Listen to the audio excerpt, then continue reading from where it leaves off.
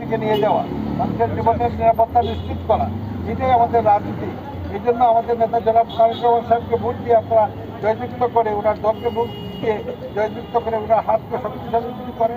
ইনশাল্লাহ আগামী বাংলাদেশ বিনির্মাণে যে 31 দফা উনি প্রণয়ন করেছেন জাতির উদ্দেশ্যে, সেই 31 দফা বাস্তবায়নের মাধ্যমে সুন্দর উন্নয়নমূলক একটি রাষ্ট্র সেখানে হবে এবং সেখানে আমাদের তরুণ সমাজের জন্য যে কর্মসংস্থানের যে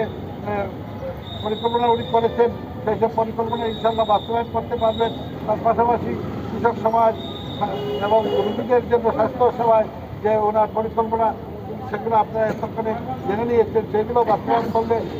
জাতি হিসেবে আমরা উপকৃত হব। কিন্তু উনি তো রাষ্ট্র পরিচালনার দায়িত্ব পেতে হবে, এই জন্য আমাদের সকলকে এই দিনে ভোট দিয়ে বিএনপিকে জয়যুক্ত করতে হবে,